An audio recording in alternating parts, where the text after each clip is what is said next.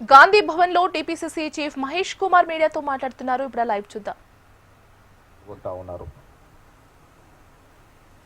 గతంలో చూస్తే సాక్షాత్ కేటీఆర్ గారి ఫామ్ హౌస్ లోనే డ్రగ్స్ పట్టుబడడం, వారి సొంత బామ్మర్ది డ్రగ్స్ తీసుకొని దొరికినటువంటి పరిస్థితి.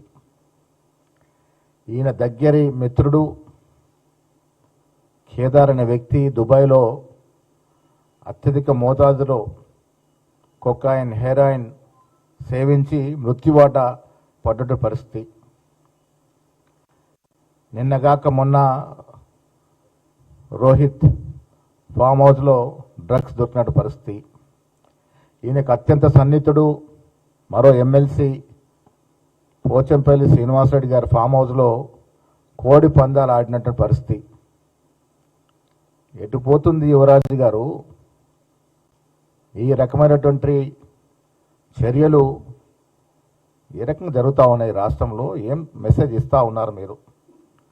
వీళ్ళు ఇలా పాల్గొంటూ ఉంటే ఆశ్చర్యకరం, విచిత్ర పరిస్థితి ఏంటంటే ఇప్పటి వరకు బీజేపీ నాయకులు దీని మీద స్పందించకపోవడం.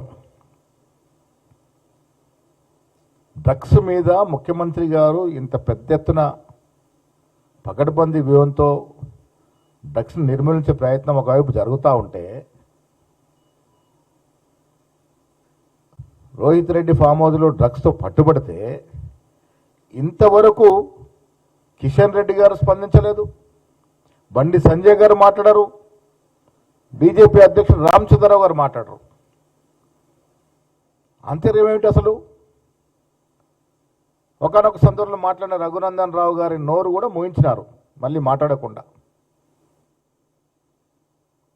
దీని అర్థం ఏంటంటే, మాకు అర్థమవుతుంది ఏంటంటే, గత సర్పంచ్ ఎన్నికల్లో కలిసి పోటీ చేశారు, పరస్పర సహకారం అందించుకున్నారు, మున్సిపల్ ఎన్నికల్లో సహకారం అందించుకున్నారు, ఆఖరికి డ్రగ్స్ వ్యవహారంలో కూడా కలిసి పయనం అవుతూ ఉన్నారు. అంటే దీని అర్థం మేము చాలాసార్లు సందర్భాల్లో చెప్పినట్టుగా బీజేపీ బీఆర్ఎస్ పార్టీ, బీజేపీలో బీఆర్ఎస్ పార్టీ విలీనమైనట్టుగా అర్థమవుతా ఉంది. మౌనమే అంగీకారం. ఇంత పెద్ద ఎత్తున డ్రగ్స్ పట్టుబడితే ఒక్క బీజేపీ నాయకుడు మాట్లాడతలేడంటే అసలు ఈ తెలంగాణలో డ్రగ్స్ నిర్మూలన జరగాలనుకుంటున్నారా? యథేచ్ఛగా డ్రగ్స్ సరఫరా చేయాలనుకుంటున్నారా? దీనికి జవాబు చెప్పాల్సిన అవసరం ఉంది కిషన్ రెడ్డి గారు, బండి సంజయ్ గారు, అదేవిధంగా రామచంద్రరావు గారు. ఇంత సెన్సేషనల్ అయ్యి డ్రగ్స్ పట్టుబడితే ఒక్క బీజేపీ నాయకుడు మాట్లాడాడు. ఏంటి మీకు లోపాయకరం ఉన్నట్టు ఒప్పందం? మిలాఖత్ అయిపోయినారు, కలిసి ప్రయాణం చేసే సందర్భంగా వారు ఒకటేనంటగా కనపడతా ఉంది,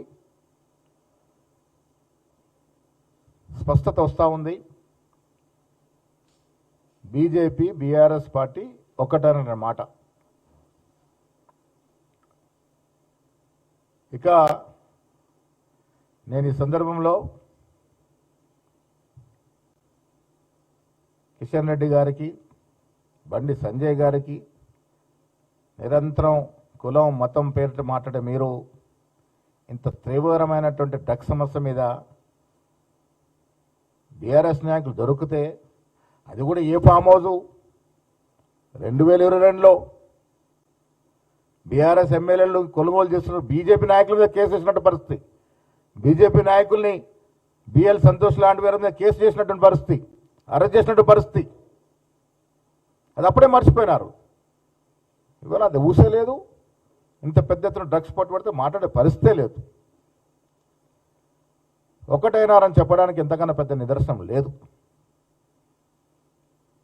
ఇక మూడో అంశం, మా మహేశ్వర్ రెడ్డి గారు ఇలా అసెంబ్లీలో బీసీల గురించి మాట్లాడుతూ ఉన్నారు. బీజేపీ నాయకులు బీసీల గురించి మాట్లాడితే హాస్యాస్పదంగా ఉంటుంది. మహేశ్వర్ రెడ్డి గారు మాట్లాడే ముందు వారికి 2-3 విషయాలు నేను గుర్తు చేస్తూ ఉన్నాను. బండారు దత్తాత్రేయ గారు తెలంగాణలో తెలియని వారుండరు. 60 ఏళ్ళుగా బీజేపీ పార్టీని మోస్తూ బీజేపీకి సేవలు అందిస్తూ వివిధ రకాలుగా ప్రజా సేవలు అందించినటువంటి నాయకుడు. వారు సికింద్రాబాద్ పార్లమెంటు స్థానాన్ని అగ్రనాయకుడు కిషన్ రెడ్డి గారు లాక్కున్నారు. బండి సంజయ్ గారు రాష్ట్ర అధ్యక్ష పదవి ఉంటే ఆ పదవి కూడా కిషన్ రెడ్డి గారు లాక్కున్నారు.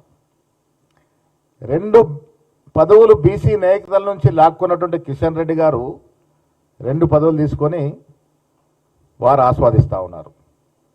పోనీ గవర్నర్ గిరన్నా మిగులుతుందంటే అది కూడా ఇంద్రసేన్ రెడ్డి గారు లాక్కున్నారు. ఇది మీరు బీజేపీ పార్టీలో బీసీ నేతలకు ఇస్తున్నటువంటి గౌరవం. అంత మహానాయకుడు అటువంటి దత్తాత్రేయ గారి పదవులనే మీరు లాక్కొని ఇవాళ బీజేపీ రాష్ట్ర అధ్యక్ష పదవి, బీజేపీ పదవి 2 కూడా అగ్రవర్ణాలకు ఇచ్చుకున్నారు. మీరు బీసీల గురించి మాట్లాడతారు. బీజేపీ నాయకులు బీసీల గురించి మాట్లాడితే దయ్యాలు వేదాలు వల్లించినట్టుగా ఉంటాయి. బీసీ బిల్లు ప్రతిష్టాత్మకంగా తీసుకొని ముఖ్యమంత్రి రేవంత్ రెడ్డి గారు అగ్రవర్ణానికి చెందిన వారప్పటికి కూడా 42% రిజర్వేషన్ కోసం తీవ్రంగా ప్రయత్నం చేస్తూ 2 చట్టాలని అసెంబ్లీలో తీసుకొస్తే తొక్కిపెట్టిన పాపం బీజేపీ పార్టీది. బిల్లుకు మోక్షం లేకుండా చేసినటువంటి పాపం బీజేపీ పార్టీది. ఏం జవాబు చెప్తారు కిషన్ రెడ్డి గారు? మీరు బండి సంజయ్ గారు బీసీ నాయకుడు, అరవింద్ గారు బీసీ నాయకుడు, ఒక్క రోజన్న 42% రిజర్వేషన్ బిల్లు గురించి మాట్లాడిన పాపాన పోలే. బీసీల అభ్యున్నతి, బీసీల కోసం పోరాడే నైపుణ్యం కాంగ్రెస్ పార్టీ పేటెంట్.